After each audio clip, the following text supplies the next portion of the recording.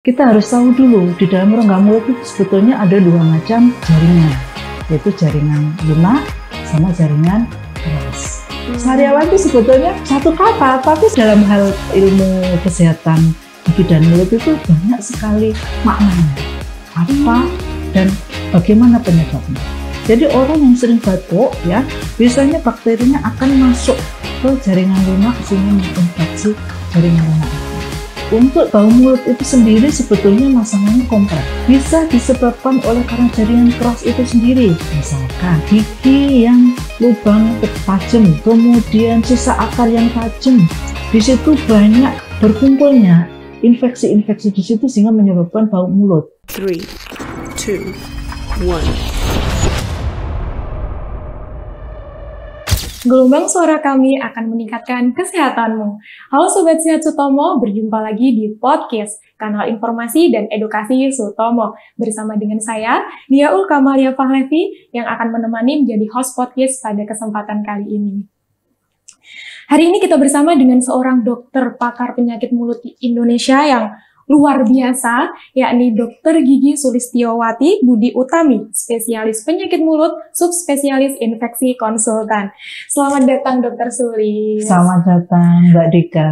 Baik, bagaimana kabarnya hari ini dokter? Alhamdulillah sehat, sehat selalu. Mbak Dika juga sehat? Alhamdulillah sehat dan baik, luar biasa. Alhamdulillah. Monggo dokter berkenan menyapa dulu Sobat Sehat Sutomo yang sudah menantikan kedatangan Dr. Sulis di episode podcast kali ini. Halo Sobat Sutomo Sehat, kali ini kita bincang-bincang dengan Mbak Dika tentang kesehatan rongga mulut, khususnya tentang jaringan lunak rongga mulut. Mungkin itu bisa kita sebagai untuk tambahan ilmu di setiap hari apabila ada suatu kelainan di dalam rongga mulut. Baik, terima kasih dokter. Sobat Sehat Sutomo, Dr. Sulis ini merupakan salah satu dokter spesialis mulut kebanggaan RSUD Dr. Sutomo. Beliau terdaftar menjadi anggota aktif ISPMI atau Ikatan Spesialis Penyakit Mulut Indonesia dan juga PDGI atau Persatuan Dokter Gigi Indonesia Cabang Surabaya. Jadi sudah tidak diragukan lagi kompetensi beliau di bidang penyakit mulut ini. Begitu nih dokter.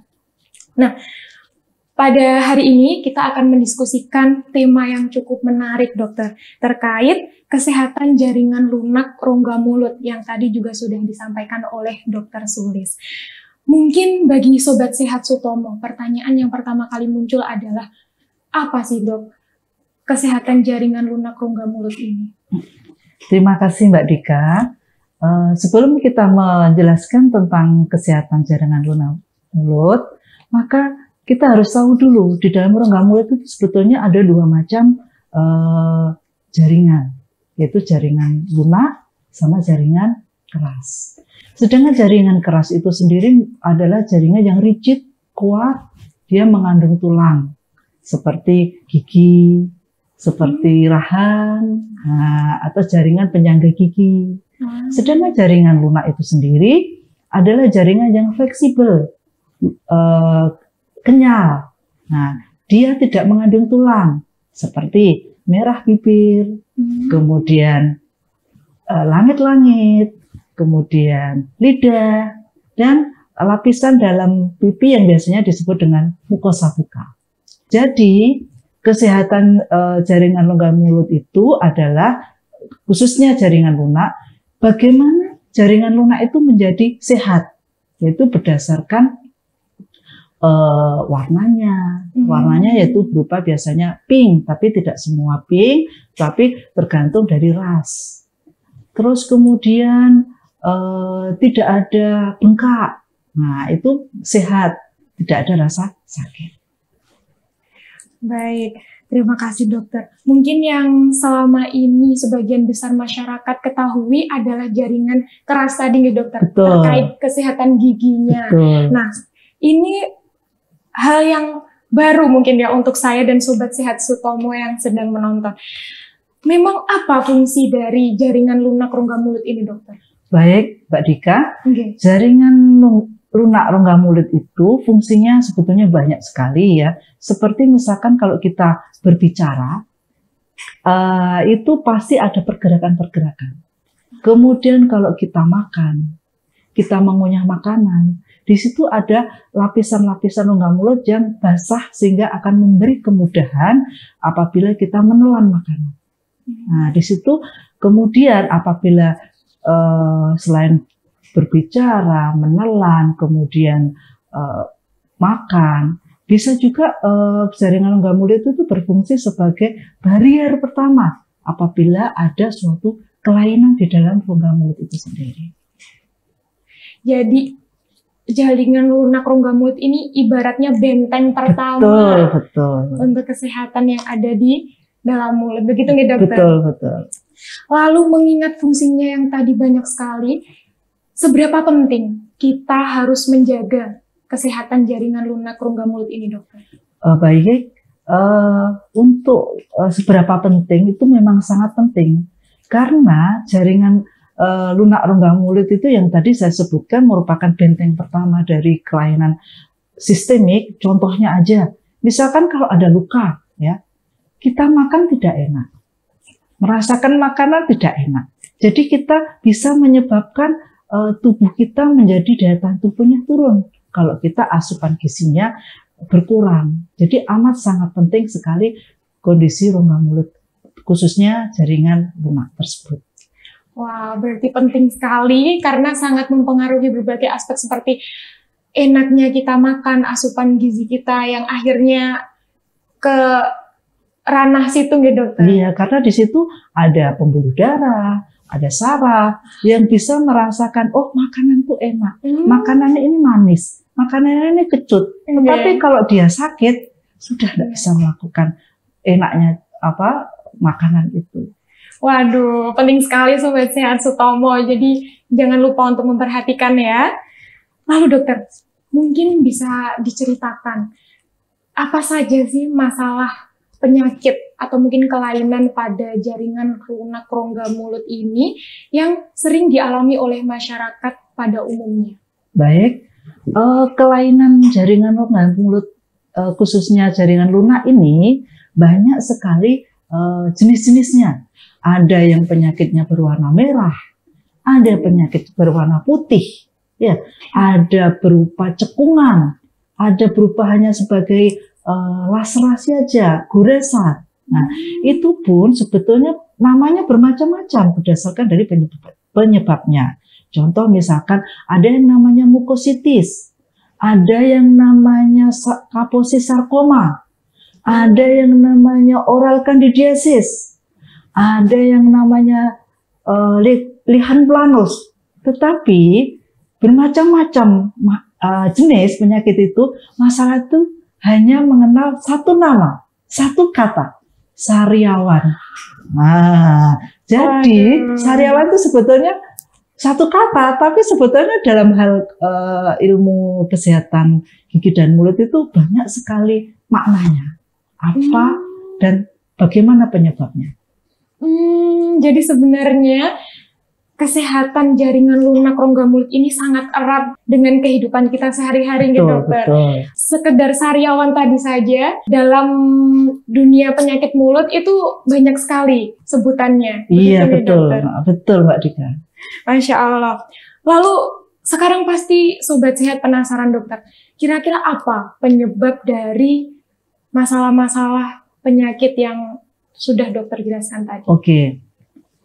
Penyebab dari sariawan itu salah satu contoh pertama adalah karena genetik, keturunan. Jadi maksudnya genetik itu begini. Misalkan saya kena nih sariawan, ya, tapi belum tentu bapak saya kena. Bisa juga kakek saya, nenek saya kena, gitu. Mungkin anak saya tidak kena, mungkin cucu saya kena. Jadi genetik itu ada keturunan yang diturunkan, ada faktor gen-gen yang diturunkan, tetapi itu pun tidak selalu kena berdasarkan daya tahan tubuh dan faktor-faktor pencetus. Kemudian yang kedua, bisa disebabkan oleh karena infeksi. Nah, infeksi itu bermacam-macam, bisa infeksi virus, infeksi bakteri, infeksi jamur.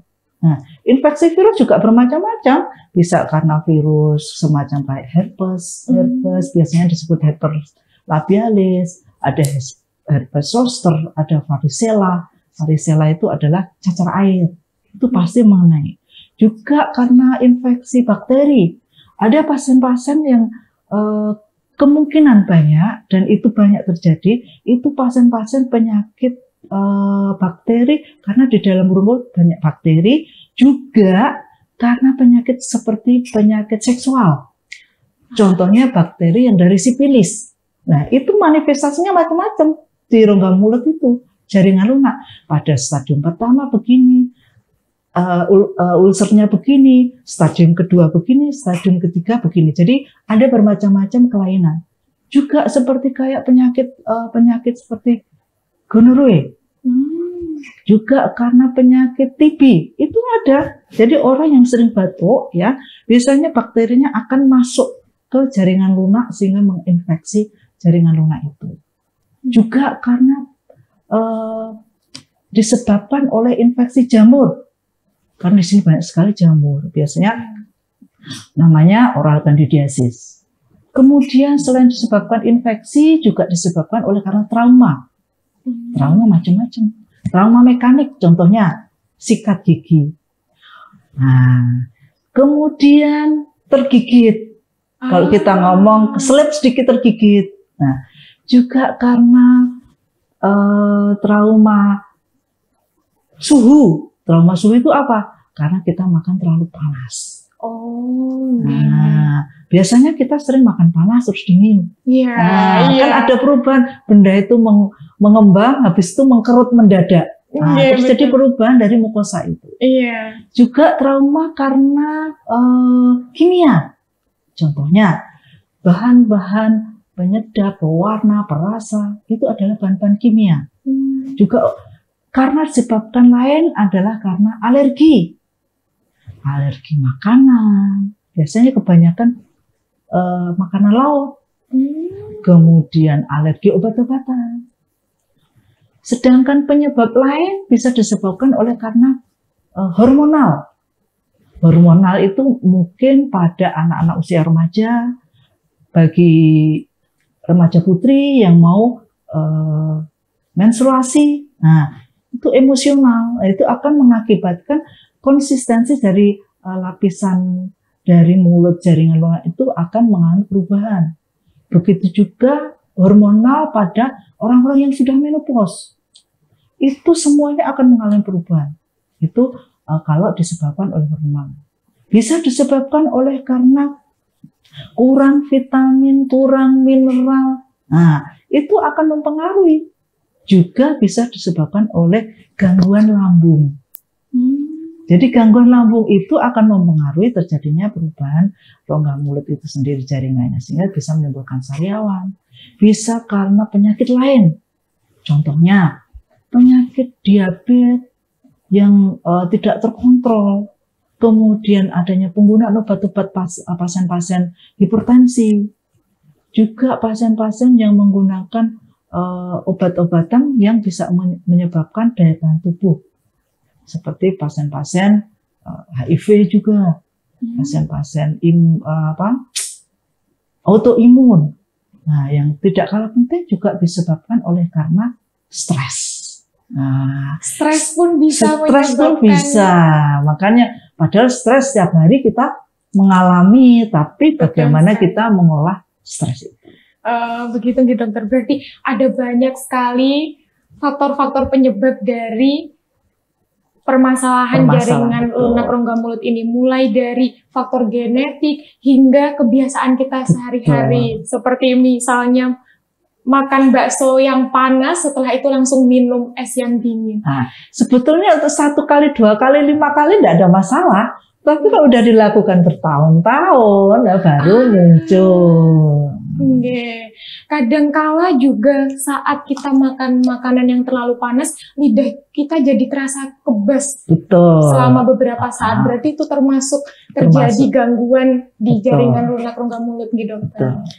Baik. Kalau untuk bau mulut, dokter, apakah itu juga salah satu dampak dari kurangnya kita menjaga kesehatan jaringan lunak rongga mulut ini? Baik, untuk bau mulut itu sendiri sebetulnya masalahnya kompleks. bisa terkena akibat dari kelainan jaringan lunak rongga mulut. Itu misalkan karena yang tadi penyebabnya tadi adanya jamur, ada infeksi, ada trauma. Bisa disebabkan oleh karena jaringan keras itu sendiri. Misalkan gigi yang lubang tajam, kemudian sisa akar yang tajam. Di situ banyak berkumpulnya infeksi-infeksi di situ sehingga menyebabkan bau mulut. Juga bisa disebabkan oleh faktor sistemik, maksudnya sistemik itu penyakit yang lain selain jaringan rongga mulut. Contohnya tadi sudah saya sebutkan karena asam lambung. Begitu ya dokter. Berarti banyak penyebabnya dari bau mulut ini. Kalau untuk mengantisipasi adanya gangguan dan permasalahan-permasalahan tadi dokter, mungkin Sobat Sehat Sutomo juga ingin tahu apa saja sih yang perlu kita lakukan? Baik, Sobat Sehat Sutomo, untuk menangani atau untuk menanggulangi supaya kita tidak sakit seperti itu, yang pertama kita memang harus tahu penyebabnya dulu. Contohnya gini, kalau memang penyebabnya kurang vitamin apa gitu, kita harus banyak vitamin. Nah, banyak vitamin itu maksudnya dari buah-buahan sudah mencakup. Juga karena kita harus tahu ini karena apa, gitu. Atau karena aku stres, maka kita harus mengolah stres itu. Pola hidup yang bagus itu adalah bagaimana mengatasinya. Kemudian selanjutnya, apabila ada kelainan itu, sebisa mungkin kita melakukan pemeriksaan sendiri, gitu. Yang biasanya disebut samuri. Samuri itu bukan nama orang ya. Samuri itu ada pemeriksaan mulut sendiri. Disingkat menjadi samuri. Nah, itu. Jadi samuri itu bagaimana? Samuri itu kita ngaca di cermin ya. Kita buka satu persatu bibir kita ke bawah. Oh, dilihat kondisinya bagus gitu. Terus habis itu kita buka yang bagian atas. Terus lidah kita julurkan ke atas. Oh, enggak ada kelainan. Ke samping, ke kiri. Tetapi kalau ada kelainan, cepat-cepat periksa ke dokter gigi, khususnya mungkin spesialis penyakit mulut. Itu mungkin cara menanggulanginya. Wah, jangan lupa Sobat Sehat untuk melakukan yang tadi, samuri gitu dokter. Iya, periksa mulut sendiri untuk melakukan pemeriksaan rutin terhadap kesehatan jaringan lunak rongga mulutnya. Betul. Begitu nih dokter. Lalu selain itu dokter, selain kita melakukan samuri, bagaimana cara kita menjaga jaringan lunak rongga mulut ini tetap sehat melalui gaya hidup atau mungkin makanan yang kita konsumsi sehari-hari? Betul. Untuk gaya hidup dan makanan sehari-hari, kita harus tahu dari kelemahan kita sendiri. Oh, misalkan aku tidak suka pedas, jangan makan terlalu pedas. Itu. Aku tidak suka buah yang kecut-kecut, yang di situ ada penyakit, ada vitamin C-nya. Kita cari vitamin C yang lain. Misalkan buah pil, itu juga bagus sekali. Nah, selain itu, kita harus memilih mungkin pasta gigi yang tidak mengandung deterjen. Kan banyak pasta gigi. Saya tidak menyebutkan merek, tapi ada bahan-bahan yang bisa menyebabkan alergi pada rongga mulut. Jadi lebih aman, mungkin perlu berkonsultasi kepada dokter gigi, dokter penyakit mulut. Mungkin sebaiknya saya pakai apa. Juga pola hidup kita jangan terlalu makan makanan yang panas terus. Memang panas enak ya, tapi kita harus tahu kondisinya. Masa kondisi panas makan panas, kondisi hawa panas makan panas itu akan mempengaruhi. Jadi pola hidupnya yang tadi sudah saya sebutkan tidak boleh berubah. Boleh minum panas, makan panas, dingin boleh, tetapi ada jedanya. Oh, seperti makan panas itu kita makan dulu, jangan langsung minum. Tunggu dulu sekitar 10 menit atau 1/4 jam untuk supaya keseimbangan jaringan itu mulai agak normal sedikit, baru kita minum dingin. Tapi kebanyakan kita habis minum panas, makan panas ya, langsung aduh enak-enak, langsung dingin. Nah, itu akan berefek pada perubahan konsistensi dari jaringan lunak rongga mulut. Berarti lebih amannya setelah makan panas diberikan jeda supaya jaringan lunak rongga mulut ini menetralisir suhunya. Sambil ngobrol-ngobrol sama temennya dulu. Oh begitu nih dokter. Baik-baik, berarti kita bisa loh Sobat Sehat menjaga kesehatan jaringan lunak rongga mulut melalui kebiasaan kita sehari-hari. Begitu. Lalu dokter, seandainya sudah terjadi luka pada jaringan lunak rongga mulut kita, apa yang harus kita lakukan dokter? Baik, apabila terjadi luka pada jaringan lunak rongga mulut, yang perlu diperhatikan adalah satu, itu sakit atau tidak. Jadi lukanya itu sakit atau tidak. Kalau kelainannya itu sakit, justru itu bagus. Bagusnya kenapa? Karena di dalam rongga mulut itu masih ada saraf, ada pembuluh darah yang masih bagus. Makanya dia bisa merespon adanya rasa sakit. Tetapi kalau sudah ada luka tidak ada rasa sakit, nah itu warning. Kita harus mawas diri. Ada apa ini? Nah, karena apa? Kalau sudah ada luka tidak ada rasa sakit, itu tandanya saraf sama pembuluh darahnya sudah mati. Dan itu apabila terjadi selama 2 minggu tidak sembuh-sembuh, maka akan tanda-tanda mengarah ke praganas. Apa itu dokter? Misalkan kanker. Nah, jadi kalau tadi keuntungan yang Samuri itu ada kelainan sedikit, aku tetap periksa sehingga penangannya, pengobatannya lebih dini. Jadi tidak sampai meluas kemana-mana. Biasanya orang kalau ada kelainan sakit, tidak sakit, aku nggak periksa. Justru kalau ada luka, ada sariawan yang sakit, kita harus waspada. Itu yang perlu diperhatikan. Justru kalau ada luka, tidak terasa sakitnya Sobat Sehat, harus diwaspadai dan sesegera mungkin untuk memeriksakan ke fasilitas kesehatan terdekat. Betul. Dokter. Baik. Kemudian dokter, biasanya di kalangan usia berapa permasalahan jaringan lunak rongga mulut ini mengenainya? Apakah ada kalangan usia tertentu, dokter? Oke, Sobat Sehat Dr. Sutomo ya.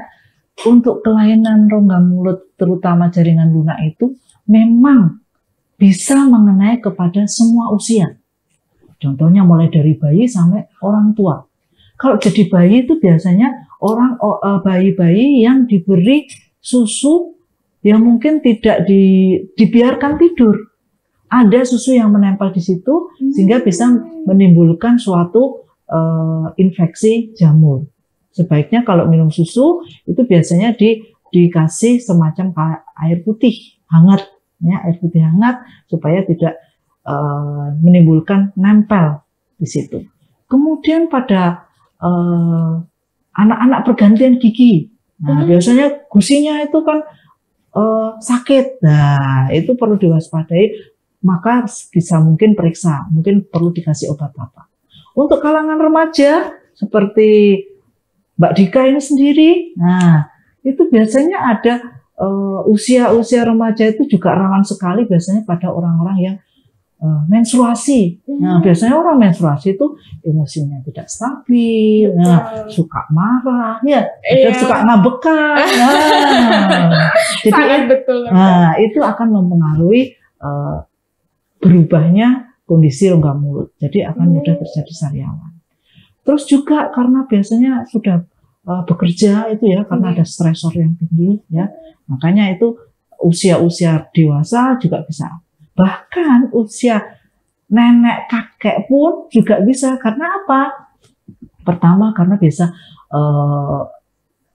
nenek kakek itu biasanya pertama karena banyak penyakit ya, yang mungkin ada yang mungkin membutuhkan radiasi, membutuhkan kemoterapi, ya itu akan berpengaruh. Juga biasanya nenek-nenek yang sudah menopause. Nah, jadi kalau udah menopause itu semuanya akan mengalami kemunduran, termasuk jaringan lunak rongga mulut itu mengalami perubahan kemunduran. Jadi mudah sekali terjadi sariawan atau mungkin luka di dalam jaringan tersebut.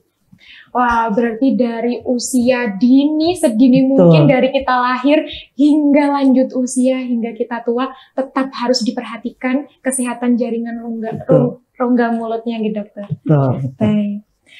Lalu kira-kira apa saja tanda-tanda yang harus Sobat Sehat Sutomo waspadai, dokter? Dan kapan kita harus pergi ke dokter?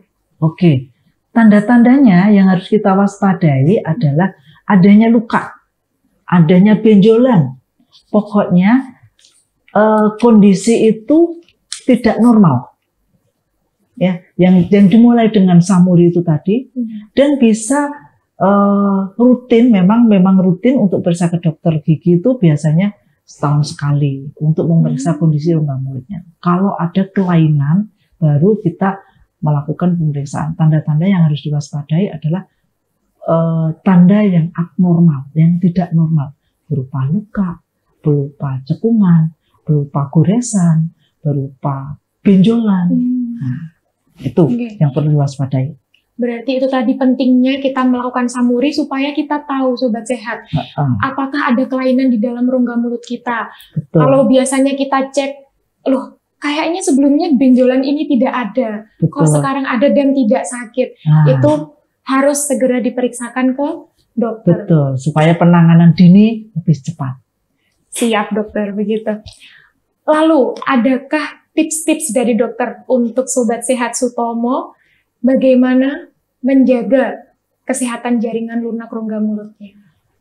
Baik, Mbak Dika, untuk tipsnya adalah yang pertama, kita harus menjaga kesehatan dulu, yaitu dengan cara kita konsumsi makanan-makanan yang sehat.